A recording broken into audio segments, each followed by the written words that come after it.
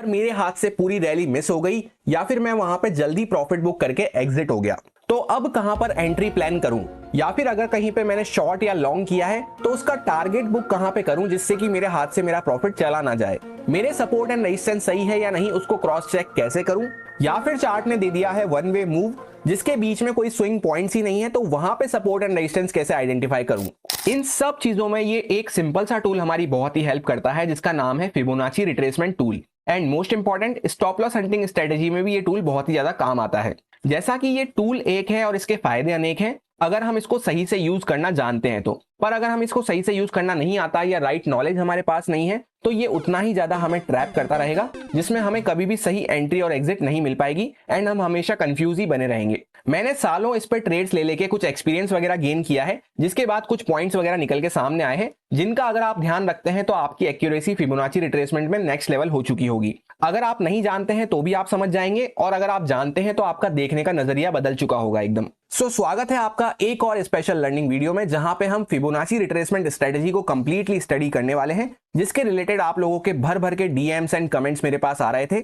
Short, simple and to the point video रहेगा। बस इतना कहूंगा आपसे कि कोई भी घिसी पीटी बातें जो आपको हर दूसरी तीसरी वीडियो में देखने को मिलती हैं वो इसमें बिल्कुल भी नहीं देखने को मिलेंगी।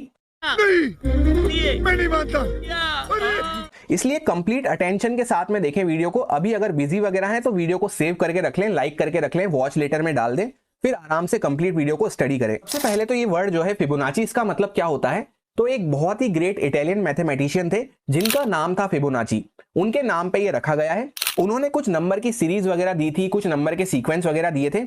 बेसिकली उन्होंने ये नंबर्स वगैरह डिस्कवर करे थे कुछ जो कि ना सिर्फ ट्रेडिंग में, डे टू डे लाइफ में आपको ओवरऑल पूरे वर्ल्ड में यूज में आते हुए दिखेंगे। अब जैसा कि हमें पीएचडी वगैरह तो करनी नहीं है फिबोनाची नंबर्स वगैरह पे कि कैसे ये नंबर्स निकाले गए, किस तरह से इनको वर्ल्ड में यूज में लिया जाता है, तो सिंपली हमें नंबर्स वगैरह से तो कोई भी मतलब नहीं है, कहां से आए कहां पे गए। हमें सिंपली टूल में बना के दिए गए हैं वो नंबर, तो टूल को यूज लेना हमें आना चाहिए। ये टूल आपको किसी भी ब्रोकर के चार्ट जहां पे आप देखते हैं वहां पे देखने को मिल जाएगा। कोई भी चार्ट व्यूइंग सॉफ्टवेयर है, ट्रेडिंग व्यू वगैरह, वहां पे आपको आराम से देखने को मिल जाएगा एंड एकदम फ्री ऑफ कॉस्ट ये टूल रहता है। उसके बाद सेकंड वर्ड आता है रिट्रेसमेंट। अब रिट्रेसमेंट का मतलब क्या होता है? जैसा कि 4 कदम हम आगे चले, 2 कदम वापस पीछे लिए, फिर 6 कदम आगे चले, 4 कदम पीछे लिए, तो इस जो पीछे आ रहे हैं हम बार बार, इसको कहा जाता है रिट्रेसमेंट। प्राइस भी इसी तरह से मूव करता है, आपने आराम से देखा होगा ये चार्ट वगैरह पे। जैसा कि मैंने अभी ट्रेडिंग व्यू पे ये चार्ट खोल रखा है तो यहाँ पे इस तरह का आपको ऑप्शन देखने को मिल जाएगा, फिब रिट्रेसमेंट करके ये नाम होता है इस टूल का। बाकी बहुत सारे तरह के आपको फिब यहाँ पे देखने को मिलेंगे। फिब बेसिकली फिबोनाची का शॉर्ट फॉर्म होता है, तो इस तरह से बहुत सारे फिब आपको यहाँ पे सर्कल्स, स्पाइरल वगैरह देखने को मिलेंगे। ये सब ज्यादा कुछ भी काम नहीं आते हैं, ये सब बेकार चीजें हैं। एंड जब इस पे क्लिक करके हम चार्ट पे क्लिक करेंगे तो इस तरह से कुछ लाइंस वगैरह आपके सामने घूमने लग जाएंगी जब आप कर्सर को मूव करेंगे। तो आपको ये चीज को स्ट्रेच करके इस तरह से छोड़ देना है। तो सिंपली आपके 2 पॉइंट्स यहाँ पे निकल के आएंगे, इस तरह से 2 पॉइंट्स को आपको कनेक्ट करना है। अब कौन से पॉइंट को कहाँ कनेक्ट करना है?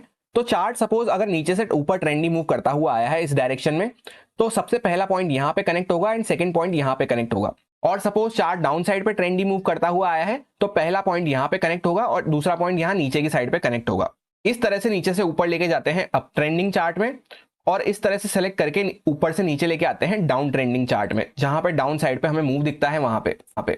जब ऐसा हम करते हैं तो बीच में कुछ इंपॉर्टेंट लेवल्स हमारे सामने निकल के आएंगे। ये लेवल्स होते हैं रिट्रेसमेंट लेवल्स। अब जितना आसान ये सुनने में लग रहा है कि हाई से लो कनेक्ट करो उस तरह से वापस रिट्रेस करेगा, यहाँ पे रेजिस्टेंस वगैरह देखने को मिलेगा डाउन ट्रेंडिंग चार्ट में और वापस से फॉल करना चालू कर देगा, उतना आसान ये एक्चुअल लाइफ में होता नहीं है प्लेस करना इस टूल में। 2 इंपॉर्टेंट बातों का हमें खास ध्यान रखना पड़ता है। सबसे पहली बात हो जाती है कि जब हम डिफॉल्ट सेटिंग पे रख के फिबोनाची रिट्रेसमेंट टूल को यूज करते हैं तो बहुत सारे लेवल्स हमारे सामने निकल के आते हैं। तो हमें कौन सा लेवल्स को यूज करना है? इन सब लेवल्स में जो किंग है लेवल का, जो गोल्डन लेवल होता है, वो रहता है 0.618 का। 0.618 मतलब आप सिंपली मान सकते हैं 61% के लेवल के आसपास तक चार्ट ने वापस से रिटेस्ट कर लिया है। अब इसको मैं पर्सनली इस तरह से यूज करता हूं कि 61% लेवल तो एग्जैक्ट डॉट लेवल हो गया, जो कि ये यहाँ पे आपको देखने को मिल रहा है। मैं इसको इस तरह से यूज करता हूं कि दिमाग में 55% से लेकर अगर 65% के आसपास, यानी कि इसको हम एज अ जोन जब इस तरह से कंसीडर करेंगे तो ये आपको 90% की एक्यूरेसी देता है। जोन कंसीडर करके चलोगे तो 90% के आसपास आपको वहां पे एक्यूरेसी वगैरह देखने को मिलेगी। अब next and most important point जो होने वाला है, उसमें सबसे ज्यादा लोग कंफ्यूज बने रहते हैं, सबसे ज्यादा लोग गलती करते हैं, वो रहता है हाई पॉइंट और लो पॉइंट को मार्क करने का तरीका। कुछ एग्जांपल्स मैं आपके सामने शो करने वाला हूं जिससे कि आपको पता चल जाएगा कि एक्यूरेट तरीका क्या होता है। अब सपोज करते हैं कि इसके आगे का चार्ट हमें पता नहीं है, यहां तक ये जो फॉल हुआ है, ये लो पॉइंट लगा हुआ है, एग्जैक्टली यहां तक का चार्ट हमारे सामने बना हुआ है। अब बात आती है कि हाई पॉइंट हमें क्या पिक करना है। हम ये भी हाई पॉइंट पिक कर सकते हैं, ये भी कर सकते हैं, ये भी कर सकते हैं और ये भी कर सकते हैं। इसका सबसे बेस्ट तरीका ये होता है कि जैसे यहाँ पे एक बड़ा सा ट्रेंडी मूव हमें देखने को मिला है, इसके फिबोनाची रिट्रेसमेंट लेवल्स निकालने हैं, तो थोड़ा पहले से आप लेवल्स को निकालना चालू करें। अब सपोज करते हैं यहां से हमने निकालना चालू करा, ये हाई पॉइंट को हमने पकड़ा, तो जहां तक पहला लो गया यहाँ पे लो लगाया, उसके बाद जब चार्ट ने रिटेस्ट करा तो ये जो रिटेस्ट हुआ यहाँ पे ऊपर, ये अगर 0.61 लेवल के आसपास जो मैंने आपको गोल्डन लेवल बताया था वहां तक ये रिटेस्ट हो चुका है, तो फिर हम इसको हाई कंसीडर ना करते हुए इसको हाई कंसीडर करेंगे अगर ये वापस से यहाँ पे ब्रेकडाउन वगैरह कर दिया है तो यहाँ पे 0.061 के लेवल के आसपास तक एग्जैक्टली मार्केट ने रिटेस्ट कर लिया है। तो ये वाले हाई को कंसीडर करके जब हम लेवल्स निकालेंगे तो यहाँ पे जब हम कनेक्ट करेंगे इस तरह से, तो यहां तक कनेक्ट करने की जगह, इस लो के आसपास तक कनेक्ट करने की जगह हम यहां तक कनेक्ट करेंगे इसको, क्योंकि यहां पे जब हम कनेक्ट कर रहे थे तो हमारे साथ क्या हो रहा था कि 0.61 लेवल तो दूर निकल के आ रहा था, वहां तक चार्ट गया ही नहीं था, तो हम उसको थोड़ा और नीचे एक्सटेंड करेंगे। हाई हमारा अभी तक भी सेम रहेगा। अब यहां पे आपको क्या देखने को मिल रहा है, एग्जैक्टली 0.61 लेवल के आसपास मार्केट ने टच करा और वापस से फॉल दिखाना स्टार्ट करा, तो ये एक वैलिड हाई माना जा सकता है। जब भी एक ट्रेंडी मूव के बाद 0.61 लेवल के आसपास मार्केट जाएगा और वापस से ब्रेकडाउन कर देगा, तभी सिर्फ वो वैलिड हाई माना जाएगा। अगर बीच में से कहीं से लौट के आ जाता है तब तो वही हाई रहेगा जो पहले वाला हाई था। तो इस वजह से क्या होगा, अब जब हम हाई पॉइंट रखेंगे वो यहाँ पे रखेंगे, एंड जहां तक फॉल हुआ, हमें जैसे यहाँ पे एक फॉल देखने को, यहाँ तक एक फॉल देखने को मिल रहा है, तो यहाँ तक हम इसको कनेक्ट करेंगे। अब हमें देखना है कि क्या यहाँ पे वापस से 0.61 लेवल के आसपास मार्केट गया है, तो हाँ, यहाँ पे हमें देखने को मिल रहा है वापस से 0.61 लेवल के आसपास मार्केट आया है।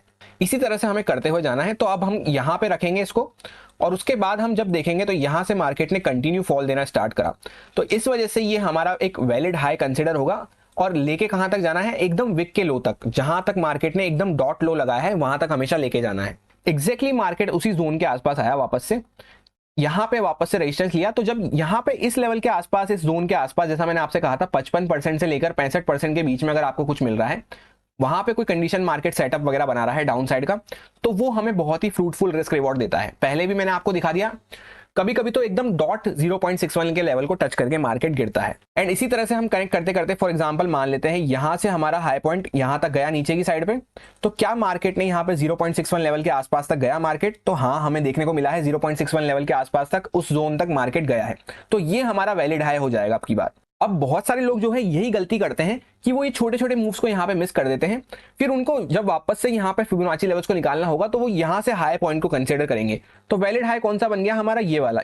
यहाँ पे हम हाई पॉइंट लगाएंगे और नीचे की साइड पे जब लो पॉइंट तक टच करेंगे, तो क्या यहाँ पे इस बार मार्केट ने 0.61 लेवल के आसपास तक कनेक्ट किया, नहीं किया। इस वजह से क्या होगा, अब यही हमारा हाई चलता रहेगा जब तक कि मार्केट 0.61 लेवल के आसपास तक टच नहीं कर लेता है। तो लास्ट हमारा हाई क्या था, ये। उसके बाद कभी भी 0.61 लेवल के आसपास तक मार्केट गया ही नहीं।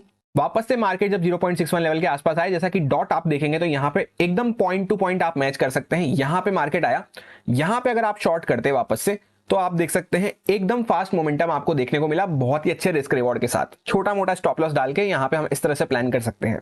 अब अभी तक क्या हो रहा था, बार बार हम यहाँ पे हाई लगाते थे, लो लगाते थे, 0.61 लेवल के आसपास जाते थे, वापस से लो को ब्रेक कर देते थे। पर इस बार क्या हुआ है कि मार्केट 0.61 लेवल के आसपास टच तो करके आया, वैलिड हाई से लेकर वैलिड लो के बीच में तक, और वहां से फॉल भी दिया, पर ये लो को ब्रेक नहीं कर पाया आपने, और वापस से जाके हाई को ब्रेक कर दिया।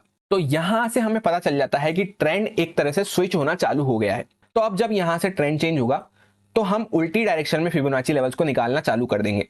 कैसे करेंगे उसके एग्जांपल्स आप ध्यान से देखिए। जब आप इस तरह से यहाँ पे नीचे से लेकर फिबोनाची लेवल्स को अब की बार हम ऊपर लेके जाएंगे, तो यहाँ पे हमें क्या देखने को मिल रहा है, डॉट 0.61 लेवल पे मार्केट टच करा और वहां से बहुत अच्छी रिकवरी, बहुत अच्छी रैली हमें देखने को मिली। तो यहां से जब आप 0.61% को लेवल को टच कर लिए, तो ये अब हमारा लो बन जाएगा जब हम फिबोनाची लेवल्स को निकालना चालू करेंगे। सो इस तरह से यहाँ पे क्या हुआ, हमें हायर साइड तक इस तरह से यहाँ पे कनेक्ट करते करते एकदम हाई पॉइंट तक आ गए। यहां तक हमें एक बार भी 0.61 लेवल के आसपास तक रिट्रेसमेंट देखने को नहीं मिला। अब जैसा कि यहाँ पे हम आए 0.61 लेवल के आसपास तक, अब जैसा कि यहाँ पे हम आए किस तरह से हैं, गैप डाउन खुल के मार्केट डायरेक्टली उसके नीचे जाना चालू किया है। तो क्या हमें यहाँ पे शॉर्ट करना है या नहीं करना, उसको ध्यान से समझना जरूरी है।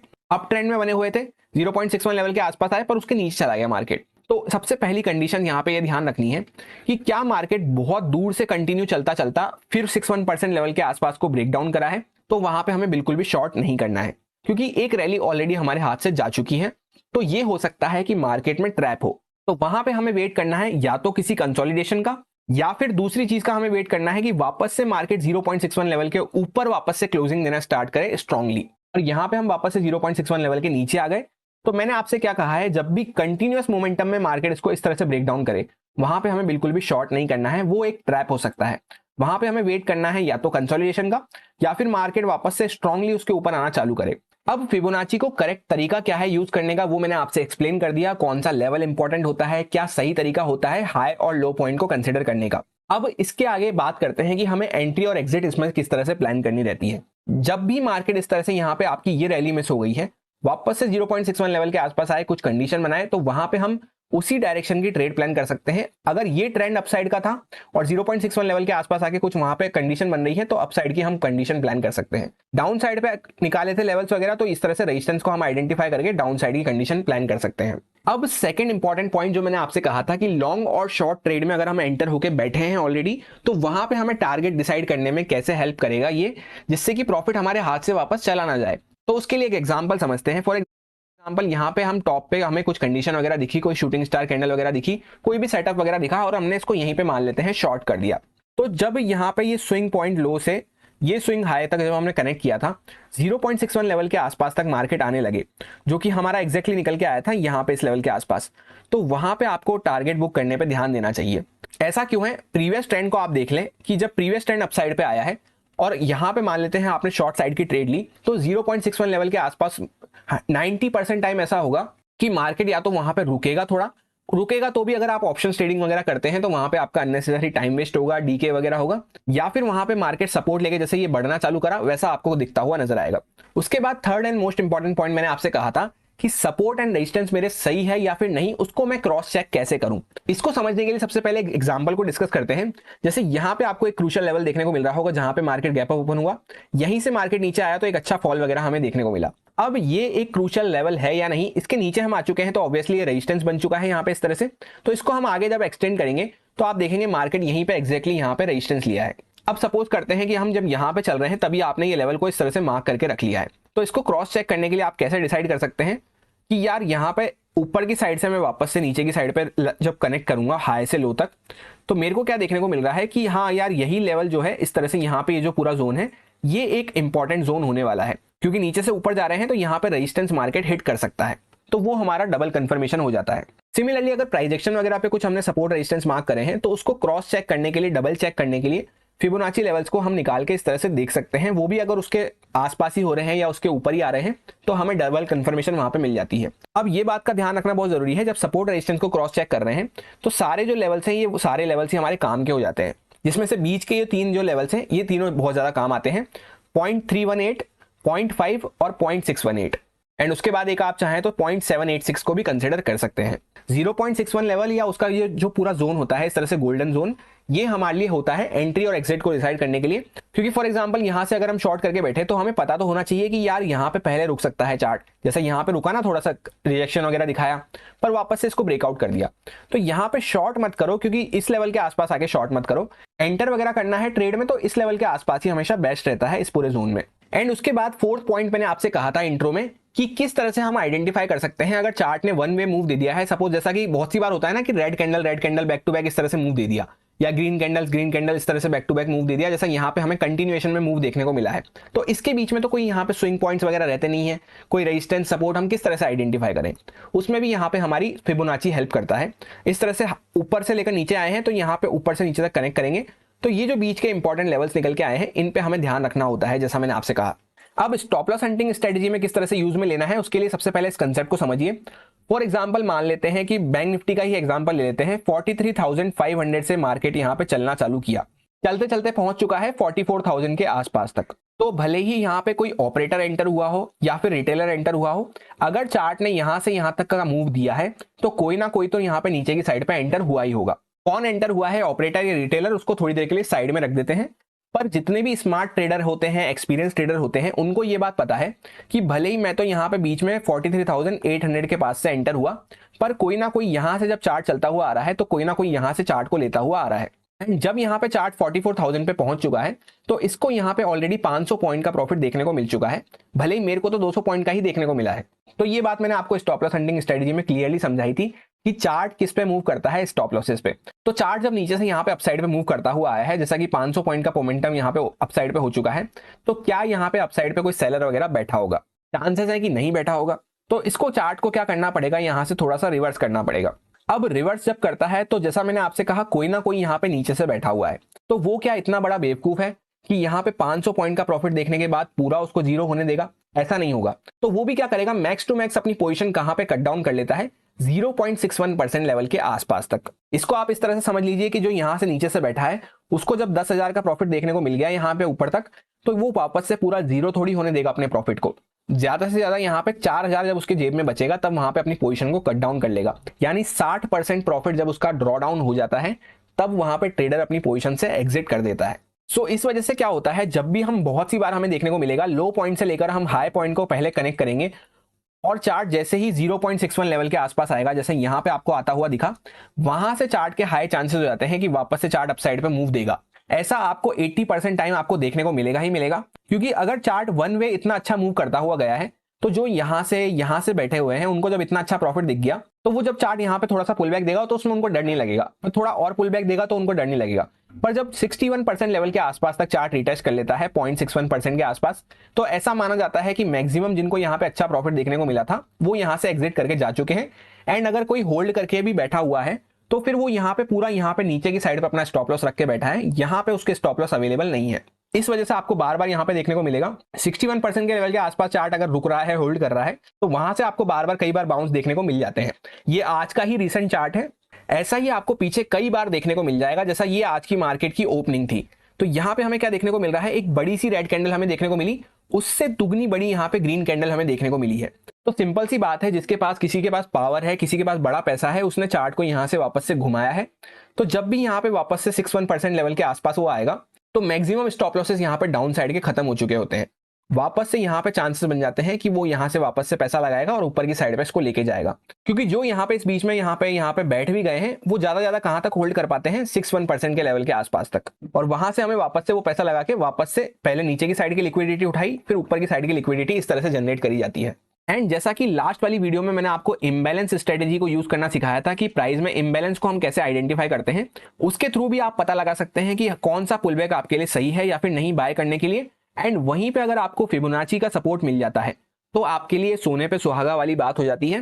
तो जब भी ऐसा कुछ आपको देखने को मिले तब आपके लिए डबल कंफर्मेशन हो जाता है। यही रीजन है कि इम्बैलेंस स्ट्रेटेजी आपके साथ शेयर करते ही हाथों हाथ नेक्स्ट वीडियो मैंने फिबोनाची पे ही अपलोड कर दी है। काफी सारे जो एक्सपीरियंस ट्रेडर वगैरह हैं उनके तो कमेंट्स वगैरह भी आए थे इम्बैलेंस स्ट्रेटेजी वाली वीडियो में कि यहाँ पे फिबोनाची की तरह इसको यूज ले सकते हैं कि या फिर फिबोनाची में इसको यूज ले सकते हैं क्या। तो सबसे बेस्ट रहता है दोनों को अगर साथ में आप मिला के चलेंगे। इम्बैलेंस का सिर्फ एक ही काम है कि यहाँ पे कौन से पुलबैक पे हमें बाय नहीं करना है और कौन से पुलबैक पे बाय करना है, उसमें हमारी एक्यूरेसी बढ़ाना। और फिबोनाची के जैसा कि मैंने आपको कहा मल्टीपल फायदे होते हैं, बस यही मेन डिफरेंस है दोनों में। ऐसा हम कह सकते हैं कि फिबोनाची में बहुत बड़ा एरिया कवर होता है, वहां पे इम्बैलेंस जो है उसका सिर्फ एक छोटा सा हिस्सा है, जहां पे दोनों में एक सिमिलरिटी है, बस छोटी सी। एंड ऐसा ही आप यहाँ पे देख सकते हैं कि इम्बैलेंस भी क्रिएट हो रखा था, फिबोनाची का इंपॉर्टेंट 61% लेवल भी आसपास था, उसका जोन भी आसपास था। तो यहां से मूव आया तो आप देख सकते हैं इस कैंडल की पावर, आप देख सकते हैं कि इसमें प्रीमियम कितनी तेजी से बड़ा होगा। सो कैसा लगा आपको फिबोनाची रिट्रेसमेंट टूल, कमेंट करके जरूर बताना। जो भी सारे मेन पॉइंट्स होते हैं, जो भी सारे एक्सपीरियंस पॉइंट होते हैं, वो सारे आपके साथ शेयर कर दिए गए हैं। अब आपका ये काम हो जाता है कि आपको इसको बैक टेस्ट वगैरह करना है, लाइव ट्रैक वगैरह करना है। उसके बाद अगर आपको अच्छा लगे तो आप इसको यूज में ले सकते हैं, अगर आपको सारी चीजें अच्छे से समझ में आ गई हैं। नेक्स्ट वीडियो आप किस टॉपिक पे चाहते हैं कमेंट करके जरूर बताएं। और ये वीडियो आपको कैसी लगी है, अच्छी लगी है, बुरी लगी है, अप्रिशिएट करना ना भूलें अगर अच्छी लगी है तो। एंड बुरी भी लगी है तो आप अपना कमेंट करके फीडबैक वगैरह दे सकते हैं।